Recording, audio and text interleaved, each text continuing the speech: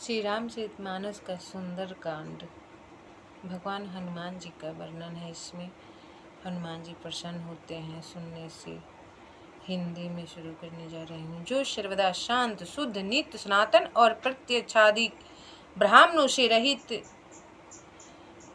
परहित मुक्ति और शांति के देने वाले हैं, तथा जो ब्रह्मा शिव और शेष जी के द्वारा सेवित और वेदांत आदि ग्रंथों के जानने योग्य सर्वव्यापी एवं महा समर्थवान और देवताओं के गुरु माया से मनुष्य रूप धारण किए हुए कृपा के निधान रघुकुल में श्रेष्ठ समस्त संसार के ईश्वर और जो राजाओं में शिरोमणि तथा जिनका राम ऐसा नाम है, उन भगवान को मैं प्रणाम करती हूँ।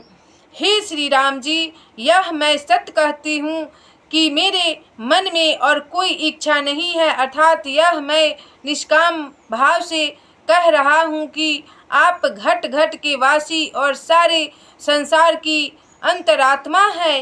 हे रघु पुंगव, मुझे अपनी पूर्ण भक्ति प्रदान कीजिए और ऐसा वर दीजिए कि मेरा मन काम क्रोध आदि देवों से सर्वदा रहित हो जाए। अब मैं उन अतुलित बल के धाम, जिनका शरीर स्वर्ण के समान दे दीप्यमान है, तथा जो राक्षस रूपी वन को अग्नि के समान नाश करने वाले, तथा जो ज्ञानियों में प्रथम गिने जाते हैं, जो समस्त गुणों की खानी बानरों के अधीश्वर सेनापति तथा श्री रामचंद्र जी के श्रेष्ठ दूत वायु के पुत्र हनुमान जी हैं, उनको नमस्कार करती हूँ। तब जम्बवान जी के सुहावने वचन सुनकर हनुमान जी के मन को बहुत अच्छा लगा। उन्होंने कहा, हे भाइयों, तब तक दुख सहकर और कंदमूल फल खाकर मेरी प्रतीक्षा करना, और जब तक कि सीता जी को देखकर आऊं यह कार्य हो जाए तो मन प्रसन्न हो। ऐसे कहकर सबको सिर नवा हृदय में श्री राम जी का स्मरण करते हुए प्रसन्नता से चले। हनुमान जी समुद्र के किनारे एक सुंदर पर्वत था, उस पर कौतुक से ही कूदकर चढ़ गए और बारंबार श्री राम जी का ध्यान करके महाबली हनुमान जी बड़े वेग से उछले। तब जिस पर्वत पर हनुमान जी चरण धरकर कूदे थे, वह तुरंत ही पाताल को चला गया। फिर तो जैसा श्री राम जी का अमोघ बाण जाता है, उसी भांति से हनुमान जी चले। और तब समुद्र ने श्री राम जी का दूत विचार कर कहा, हे मैनाक, तुम इनके श्रम का हरण करो और इनको आराम कराओ। उसके उत्तर में हनुमान जी भी उस पर हाथ फेरकर बारंबार प्रणाम करने लगे और बोले कि श्री रामचंद्र जी का कार्य किए बिना मुझे विश्राम कहाँ, मैं विश्राम नहीं कर सकता। उधर जब हनुमान जी को जाते हुए देवताओं ने देखा तो वे उनके बल बुद्धि की विशेषता जानने की इच्छा की और सुरसा नामक सर्पों की माता को भेजा, जिसने आकर यह बात कही, आज देवताओं ने मुझे भोजन दिया। यह सुनकर हनुमान जी हंसकर बोले, अभी नहीं, जब मैं श्री राम जी का कार्य करके लौटूं और सीता जी की सुधि प्रभु को सुना जाऊं। हे माता, तब तेरे मुख में आकर प्रवेश करूंगा। यह मैं सत्य कहता हूँ, मुझे जाने दो। परंतु वह किसी भी उपाय से जाने नहीं देती। तब हनुमान जी ने कहा, मुझे ग्रस क्यों नहीं कर लेती। जब हनुमान जी उसके मुंह में गए, तब उसने एक योजन प्रयत्न अपना मुख फैलाया तो हनुमान जी ने उससे दूना शरीर दिया। तब उसने 16 योजन मुख फैलाया तो हनुमान जी तुरंत ही 32 योजन के हो गए। जैसे जैसे सुरसा ने मुख बड़ा किया, उससे दूना रूप हनुमान जी ने दिखा दिया। जब उसने 100 योजन का मुख किया, तब हनुमान जी ने बहुत छोटा रूप धारण कर लिया और सुरसा के मुख में घुस फिर बाहर आए और विदा मांगी। तब सुरसा बोली कि देवताओं ने मुझे जिस लिए भेजा था, सो तुम्हारी बुद्धि और बल पराक्रम का भेद मैंने पा लिया। श्री राम जी का सब कार्य करोगे तुम बलवान हो और बुद्धि निधान हो। यह आशीर्वाद देकर सुरसा चली गई। तब हनुमान जी भी प्रसन्न होकर चल दिए वहाँ से। और श्री राम जी का सब कार्य करोगे, जाओ, आशीर्वाद है मेरी। एक राक्षसी समुद्र में रहती थी। जीव जंतु जो आकाश में उड़ते थे, जल में उनकी छाया देखकर वह छल करके उन आकाश के पंछियों को पकड़ लेती थी और उन्हें ग्रास कर जाती थी। जब वह छाया पकड़ ले तो वह उड़ न सके, इस प्रकार वह सर्वदा ही पंछियों को खाती थी। हनुमान जी से वही छल किया जिसका कपट हनुमान जी ने तुरंत पहचान लिया और उसको चरण प्रहारों से मारकर पवन पुत्र वीर मति धीर हनुमान जी समुद्र के पार पहुँचे। वहाँ जाकर वन की शोभा देखा जिसमें मधु के लोभ से भ्रमर गुंजार कर रहे थे। वहाँ अनेक वृक्ष फल फूलों से शोभायमान थे और पक्षी मृग आदि पशुओं के झुंड देखने में प्यारे लगते थे। वहाँ एक बड़ा पर्वत था जिस पर हनुमान जी कूदकर निर्भय हो चढ़ गए और बैठ गए। शिव जी कहते हैं, हे पार्वती, यह कुछ कपि की बड़ाई नहीं है, किंतु यह भगवान श्री रामचंद्र जी का प्रताप है जो काल को भी भक्षण कर सकता है। पर्वत पर चढ़कर हनुमान जी ने लंकापुरी देखी, जहाँ बहुत ऊंचा दुर्ग बना हुआ था। उसके चारों ओर समुद्र था जिस पर सोने के किले और कंगूरे अत्यंत प्रकाशमान थे और स्वर्ण का कोट अनेक रंग की मणियों से जरा हुआ था। बहुत ही लंबा चौड़ा शोभ्यमान था। चौराहा बाजार, सुंदर मार्ग और गलियों से नगर बहुत भांति सुंदर बना हुआ था। हाथी, घोड़े और खच्चरों का समूह तथा रथों के समूह कौन गिन सकता है। उन अनेक रूप वाले महाबली राक्षसों के झुंड और सेना का वर्णन नहीं किया जा सकता। जहाँ वन, बाग, बगीचा, फुलवारी, सरोवर, कुआं, बावली शोभायमान है और मनुष्य, नाग, देवता, गंधर्व इनकी कन्याएं अपने रूप से मुनियों के मन को मोहित कर लेती थी। तथा जहाँ अत्यंत बलवान पर्वत के समान बड़ी देह वाले मल्ल गरजते और अखाड़ों में अनेक भांति से लड़ते हुए एक दूसरे को ललकारते अर्थात डपटते हैं। भयंकर शरीर वाले अनेक योद्धा यत्न पूर्वक नगर की चारों तरफ रक्षा करते हैं। कहीं पर भैंसे, मनुष्य, गौ, गधे और बकरों को दुष्ट राक्षस भक्षण करते हैं। इसी कारण तुलसीदास जी ने संक्षेप में ही इनकी कथा कही है कि अब ये राक्षस श्री रामचंद्र जी के बाण रूपी तीर्थ में शरीर त्याग कर अवश्य ही उत्तम गति को प्राप्त होंगे। लंकापुरी के रखवाले बहुत हैं। यह देखकर हनुमान जी ने मन में विचार किया कि बहुत छोटा सा रूप धरूं और रात्रि के समय नगर में प्रवेश करूं। तब मच्छर के समान रूप धरकर हनुमान जी ने नरहरि का स्मरण कर लंका में प्रवेश किया। तब लंकिनी नामक एक राक्षसी ने कहा कि मेरा निरादर करके कहाँ जा रहे हो। तब रे सठ, तू मेरा भेद नहीं जानता कि लंका का चोर ही मेरा आहार है। हनुमान जी ने उसको एक घुस्सा मारा तो वह रक्त बमन करती हुई पृथ्वी पर गिर पड़ी। परंतु फिर वह लंकिनी संभल कर उठी और हाथ जोड़ डर के मारे प्रार्थना करने लगी कि जब ब्रह्मा ने रावण को वर दिया था तब चलते समय मुझे यह पहचान बतला दी थी कि जब बानर की मार से तू व्याकुल होगी तब जान लेना कि अब राक्षस मारे जाएंगे। हे तात, मेरा बड़ा भारी पुण्य है जो मैंने अपने नेत्रों से श्री रामचंद्र जी के दूत को देखा और दर्शन किया। धन है प्रभु। हे तात, स्वर्ग और मोक्ष के सुख को जो तराजू के एक पलड़े पर रखे और दूसरे में सत्संग का सुख रखे तो सब मिलकर भी सत्संग के सुख समान नहीं हो सकता। नगर में प्रवेश कर श्री रामचंद्र जी का हृदय में स्मरण कर जब सब कार्य करो, ऐसा करने से विष अमृत के समान, शत्रु मित्र के समान, समुद्र गौ के समान, खुर के समान और अग्नि शीतल के समान हो जाती है।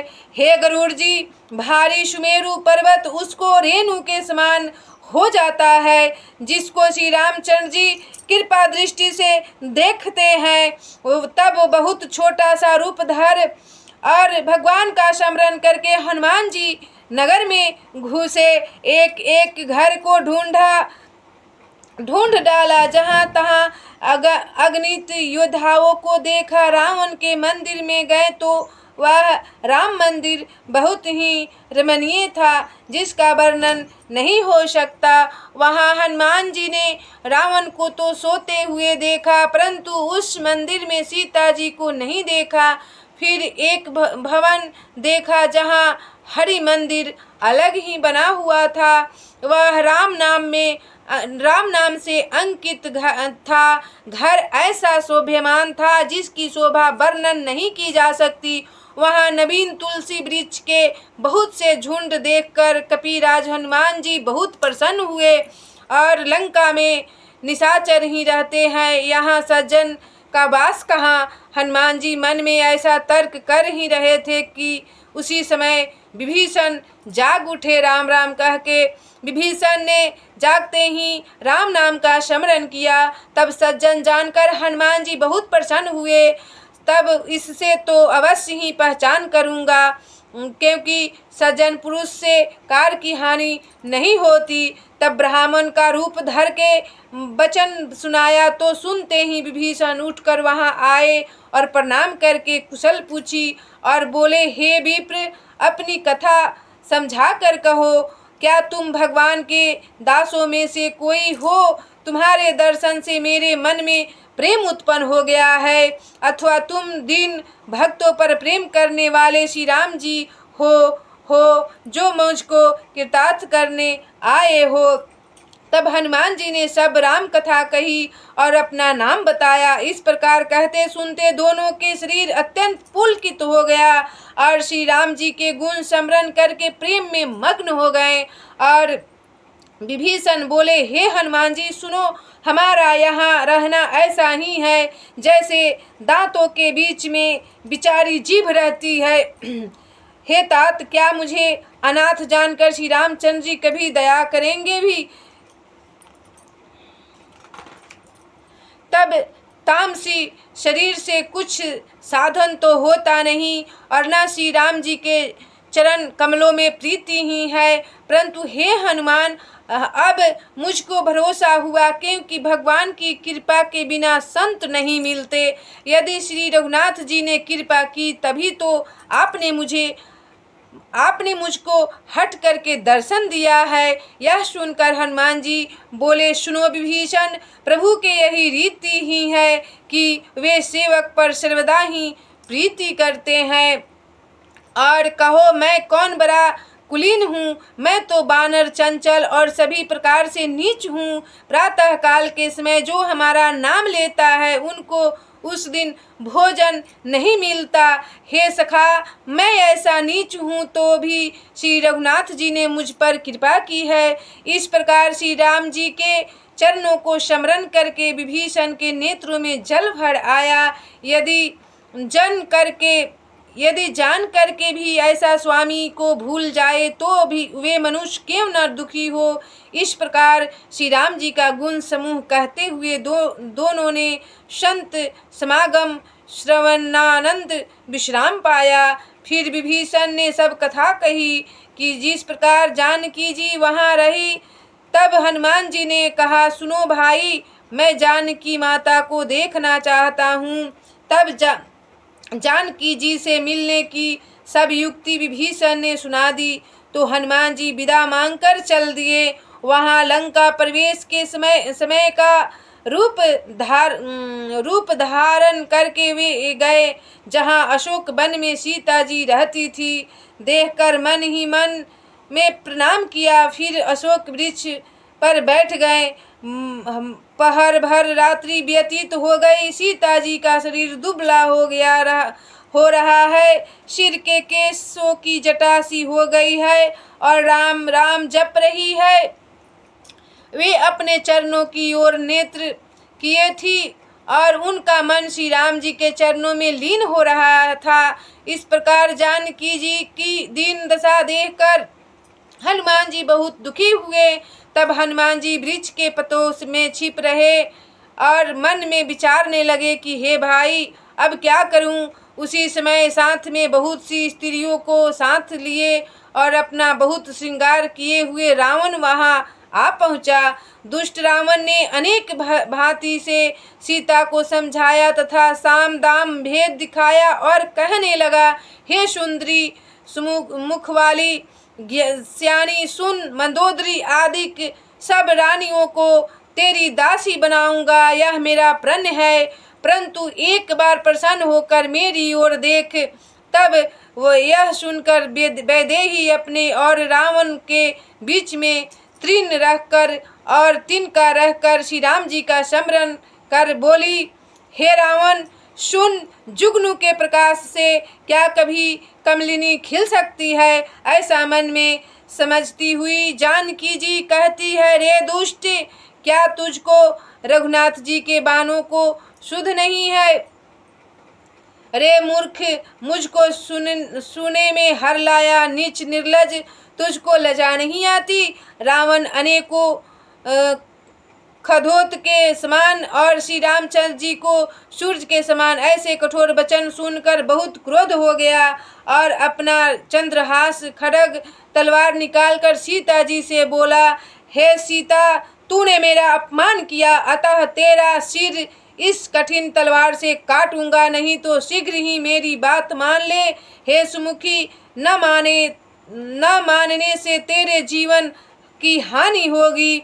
यह सुनकर सीता जी बोली, रे दशकंधर, हाथी के सूंड के समान सुंदर जो प्रभु की भुजा है, वह भुजा मेरे कंठ पर होगी या तेरी घोर तलवार। सुन मूर्ख, मेरा भी प्रण पक्का है।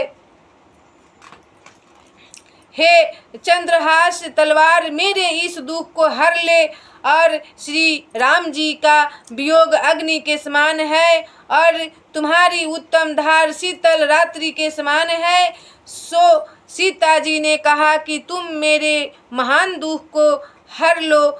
यह सुनते ही रावण फिर मारने दौड़ा तो मंदोदरी ने समझाया कि स्त्री का वध करना अनुचित है। तब रावण ने राक्षसियों को बुलाकर कहा कि तुम सब जाकर सीता को डराओ, यदि 1 माह में कहा न मानेगी तो मैं कठिन तलवार से मार डालूंगा। यह कहकर रावण घर को चला गया। यहाँ राक्षसिया सीता जी को बहुत भयंकर रूप दिखाने लगी, डराने लगी। एक त्रिजटा नाम की राक्षसी थी जो श्री राम जी की भक्त और ज्ञान में निपुण थी। उसने राक्षसियों को बुलाकर अपना सपना सुनाया और कहा कि सीता जी की सेवा करके अपना भला करो। और सपने में एक बार लंका को जला गया है और राक्षसों की सारी सेना। एक त्रिजटा बुलाकर अपना सपना सुनाया और कहा कि सीता जी को सेवा करके अपनी भला करो। सपने में एक बार लंका को जला गया है और राक्षसों की सारी सेना को मार दिया है। रावण गड्ढे पर चढ़ा है तथा नंगे सिर और 20 भुजाएं जिसकी कटी हुई है। इस प्रकार वह दक्षिण दिशा को जा रहा है और मानो लंका विभीषण के पाई है। विभीषण ने राजा बना है, नगर में श्री रामचंद्र जी की दुहाई फिरी है तथा प्रभु ने सीता को बुला भेजा है। यह सपना मैं विचार कर कहती हूँ कि 4 दिन बीत जाने पर सत्य प्रतीत होगा। उसके वचन सुनकर सब राक्षसियाँ डर गई और जानकी जी के चरणों में गिरने लगी और सिर नवाने लगी। सब राक्षसियाँ जहाँ तहाँ चली गई और सीता जी के मन में बड़ा सोच हुआ कि 1 महीना बीत जाने पर यह नीच रावण राक्षस मुझे मार डालेगा। त्रिजटा से हाथ जोड़कर सीता जी बोली, हे माता, तू ही विपत्तियों में मेरा संग देने वाली है। शरीर छोड़ दूं ऐसा उपाय तुम जल्दी करो, क्योंकि अब यह कठिन वियोग सह नहीं सहा नहीं जाता, काठ को लाकर चिता बना दो, और हे माता फिर तुम उसमें आग लगा दो। हे सियानी, मेरी इस प्रीति के सत्य करो। यह कानों में शूल के समान लगने वाली वाणी कौन सुने। तब सीता जी के वचन को सुनते ही चरण पकड़कर प्रभु के प्रताप को समझाया और कहा, हे राजकुमारी, रात्रि में अग्नि नहीं मिलेगी। ऐसे कहकर त्रिजटा अपने घर को चली गई। सीता जी ने कहा, विधाता ही प्रतिकूल है, न तो अग्नि मिलती है और न दुख दूर होता है। आकाश में अंगारे जैसे तारे तो दिख रह पड़ते हैं, परंतु पृथ्वी पर एक भी तारा नहीं गिरता है। चंद्रमा भी मुझको अग्नि में प्रतीत होता है, और वह भी मुझको अभाग्नि जानकर अग्नि नहीं देता। हे अशोक वृक्ष, अपने नाम को सत्य करो और मेरे शोक को हर लो। तुम्हारे नवीन पत्ते अग्नि के समान है, सो अग्नि देकर शरीर का निदान अर्थात अंत करो। तब सीता जी को अत्यंत विरह में व्याकुल देखकर वह क्षण हनुमान जी को कल्प के समान व्यतीत हुआ। तब हनुमान जी ने अपने हृदय में विचार किया, श्री रामचंद्र जी की अंगूठी डाल दी, मानो अशोक वृक्ष ने अंगार डाल दिया हो। उसको देख उठाकर सीता जी ने हाथ में लिया। तब मनोहर अंगूठी देखी जिस पर राम नाम लिखा था, और वह बहुत सुंदर थी। तब मन में आश्चर्य उत्पन्न हुआ, और जब पहचान लिया तब आनंद और शोक से मन में घबरा गई। फिर विचारने लगी कि श्री रघुनाथ जी तो अजय हैं, उनको कौन जीत सकता है। माया से तो ऐसी बनाई नहीं जा सकती। सीता जी उन अनेक प्रकार की विचार करने लगी तो हनुमान जी वृक्ष पर से बोले हनुमान जी श्री रामचंद्र जी का गुण वर्णन करने लगे, जिसे सुनते ही सीता जी के दुख दूर हो गए। उन्होंने आदि से सब कथा कह सुनाई और सीता जी मन लगाकर सुनने लगी।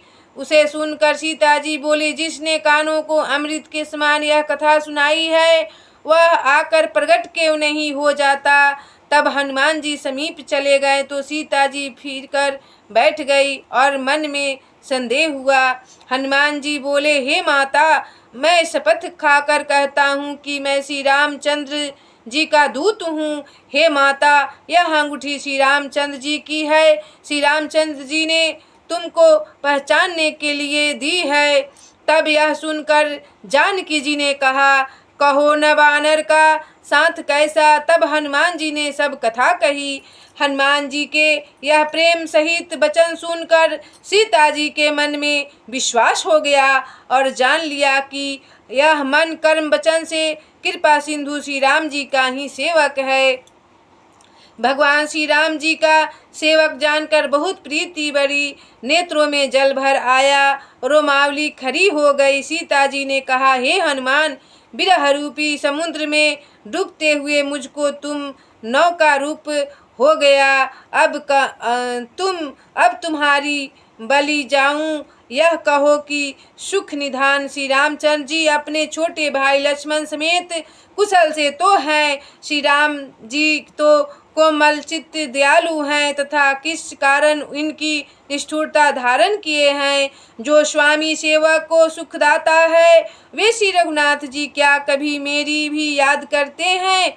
हे तात, क्या कभी ऐसा भी होगा कि स्वामी का कोमल शरीर देखकर मेरे नेत्र शीतल होंगे। सीता जी के मुख से वचन नहीं आया और नेत्रों में जल भर आया। वह बोली, आह नाथ, आपने मुझको भुला दिया। तब सीता जी को व्याकुल देखकर हनुमान जी यह मधुर वचन बोले, हे माता, श्री रामचंद्र जी लक्ष्मण सहित कुशल से हैं, परंतु कृपा निधान श्री राम जी केवल तुम्हारे दुख से दुखी हैं। हे माता, खिन्ता मत करो, तुमसे श्री राम जी का दुन्ना प्रेम है। हे माता, अब धीरज धरकर श्री रघुनाथ जी के संदेश को सुनो। ऐसा कहकर हनुमान जी गदगद कंठ हो गए और नेत्रों में जल भर आया। श्री राम जी ने कहा है, सुनो सीता, सारी वस्तुएं तेरे वियोग में विपरीत हो गई है। नए लाल कोमल पत्ते अग्नि के अंगारे हो गए हैं। रात्रि काल रात्रि के समान तथा चंद्रमा सूर्य के समान हो गया है। कमल वन भालों के बन के समान है और बादलों से जल मानो गरम तेल बरसता है। जिस वृक्ष के नीचे रहता हूँ वही दुख देता है और तीनों प्रकार की वायु सर्प के श्वास के समान लगती है। मुझे कहने से भी कुछ दुख घट जाता है, पर जिससे कहूँ यह कोई जानता नहीं है। हे प्यारी, मेरे और तुम्हारे प्रेम का तत्व एक मेरा मन ही जानता है। यह मेरा मन सदा तुम्हारे पास रहता है। इतने ही में प्रीति रस को जान लो। प्रभु श्री रामचंद्र जी का संदेश सुनते ही सीता जी प्रेम में ऐसी मग्न हो गई कि उनको अपने देह की भी सुध न रही। तब हनुमान जी कहने लगे, हे माता, सेवकों को सुखदाता श्री राम जी का स्मरण कर हृदय में धीरज धरो और मेरे वचनों को सुनकर व्याकुलता छोड़ दो। राक्षस पतंग के समान है और रघुनाथ जी के बाण अग्नि के समान है। हे माता, हृदय में धीरज धरो और राक्षसों को भस्म हुआ जानो। ऐसा मान लो कि राक्षस का संहार हो चुका है और श्री रामचंद्र जी ने तुम्हारी शुद्धि पाई होती तो देर नहीं करते। हे माता, श्री रामचंद्र जी के बाण रूपी सूर्य का उदय उस अंधकार रूपी राक्षसों के समूह को नाश करने वाला है। हे माता, मैं तुमको अभी ले चलता, परंतु क्या करूं, श्री राम जी का आज्ञा नहीं है। श्री राम जी की सौगंध से सत्य कहता हूँ, कुछ दिन और धीरज धरो, फिर वानरों समेत श्री रामचंद्र जी आवेंगे और वे राक्षसों को मारकर तुमको ले जाएंगे और नारद आदि प्रभु का यश गाएंगे। तब जानकी जी ने कहा, क्या सब वानर तुम्हारे ही समान हैं? यहाँ के राक्षस तो बड़े बलवान और योद्धा हैं। तब मेरे मन में बड़ा संदेह है। यह सुनकर हनुमान जी ने अपने शरीर को प्रकट किया, जो स्वर्ण के पर्वत के समान विशाल पराक्रम से भरा अत्यंत भयंकर और रणधीर था। उस शरीर को प्रकट किए सीता के सामने। हे माता, सुनो, यद्यपि वानरों के बल और बुद्धि की बड़ाई कुछ नहीं है, परंतु प्रभु के प्रताप से छोटा सा सर्प गरुड़ को खा जाता है, ऐसा है। हनुमान जी की भक्ति, प्रताप, तेज और बल से युक्त वाणी सुनते ही जानकी जी के मन में संतोष हो गया। तब उन्होंने आशीर्वाद दिया कि हे तात, तुम बल और बुद्धि के निधान हो जाओ। हे पुत्र, तुम अजर अमर और गुणों के समुद्र हो जाओ तथा तुम पर श्री राम जी का सदा कृपा करते रहें। ऐसा वचन कानों से सुनकर हनुमान जी परिपूर्ण प्रेम से मग्न हो उठे, नाचने लगे और बारंबार सीता जी के चरणों में सिर झुकाकर हनुमान जी हाथ जोड़कर यह वचन बोले, हे माता, अब मैं कृतार्थ हो गया, क्योंकि आपका आशीर्वाद कभी निष्फल नहीं होता, यह बात प्रसिद्ध है। हे माता, सुनो, वृक्षों में सुंदर फल लगा देखकर मेरी भूख बढ़ गई है। सीता जी ने कहा, हे पुत्र, इस वन की रखवाली बड़े बड़े राक्षस योद्धा करते हैं। यह सुनकर हनुमान जी ने बोले, हे माता, हमें उस राक्षसों का डर नहीं है। यदि आप अब मन में सुख माने तो मैं जाकर फल खाऊं, आज्ञा दो। तब हनुमान जी को बुद्धि और बल में निपुण देखकर जानकी जी ने कहा, हे तात, जाओ और श्री राम जी का चरण हृदय में धारण करके मीठे मीठे फल खाकर अपनी भूख मिटा लो। मस्तक नवाकर हनुमान जी चले और बाग में प्रवेश कर फल खाने लगे तथा वृक्ष तोड़ने लगे। वहाँ बहुत से राक्षस थे। हनुमान जी ने उन रखवालों में कुछ को मार डाला और कुछ भागकर रावण के पास जाकर पुकारने लगा, हे नाथ, एक बड़ा बांदर आया है जिसने अशोक वाटिका उजाड़ कर ढेर लगा दिया है और फलों को खाकर वृक्षों को उखाड़ डाला एवं रखवालों को मार मार कर पृथ्वी पर डाल दिया है। यह सुनकर रावण ने अनेक योद्धाओं को भेजा, जिनको देखकर हनुमान जी गरजने लगे। तब सब राक्षसों को हनुमान जी ने मार डाला। उनमें से कुछ अधमरे पुकारते हुए रावण के पास पहुंच गए और फिर रावण ने अक्षय कुमार को भेजा, जो अपार योद्धाओं को साथ में लेकर चला। उसको आते देखकर हनुमान जी वृक्ष पकड़कर उछले और उसको मार कर बड़े शब्द से गरजने लगे और कुछ मार डाले, कुछ कुचल डाले और कुछ धूल में मिला दिए।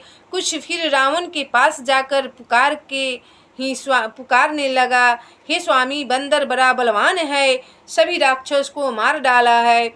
पुत्र अक्षय कुमार का मरना सुनकर रावण क्रोध से भर गया और बलवान मेघनाद को भेजा और कह दिया कि हे पुत्र, उसको मारना मत, बांध कर लाना, देखूं कहाँ का बंदर है। महाबली योद्धा मेघनाद चला। भाई का मरना सुनकर उसको बड़ा क्रोध उत्पन्न हुआ। जब हनुमान जी ने देखा कि यह कोई विकट योद्धा है, तब कटकटाकर गरजे और दौड़े मेघनाद के ऊपर और एक बड़ा वृक्ष उखाड़कर ऐसा मारा कि मेघनाद रथहीन हो गया। और मेघनाद के साथ बड़े बड़े योद्धा थे, उनको पकड़ पकड़ कर हनुमान जी ने मार डाला। उन्हें गिराकर फिर हनुमान जी मेघनाद से लड़ने लगे और ऐसे जा भिड़े मानो दो गजराज लड़ रहे हो। फिर तो हनुमान जी मेघनाद के हृदय में एक गुस्सा मारकर वृक्ष पर चढ़ गए, जिससे उसे क्षण भर के लिए मूर्छा आ गई थी। मेघनाद ने पुनः उठकर खड़ा हो गया, बड़ी माया की, परंतु हनुमान जी को जीत न सका। तब मेघनाद ने ब्रह्मास्त्र हाथ में लिया तो हनुमान जी ने मन में विचार किया कि यदि मैं इस ब्रह्मा बाण को न मानूंगा तो इसकी अपार महिमा मिट जाएगी और ब्रह्मा जी का अपमान होगा। मेघनाद ने हनुमान जी को ब्रह्मा बाण मारा। तब गिरते समय भी हनुमान जी ने सेना का संहार किया। जब मेघनाद ने जाना कि बानर मूर्छित हो गया है तो उन्हें नागपाश से बांधकर ले गया रावण के पास। हे पार्वती सुनो, जिसका नाम जप कर ज्ञानी मुक्त हो जाते हैं, उस प्रभु का दूत कहो कैसे किसी के बंधन में आ सकता है। उसने तो अपने स्वामी के कार्य के निमित्त अपने आप को बंधवा लिया है, हनुमान जी को कोई बांध नहीं सकता। इसलिए सीताराम हनुमान, सीताराम हनुमान, सीताराम हनुमान, सीताराम हनुमान। 16 अध्याय पूरा हुआ।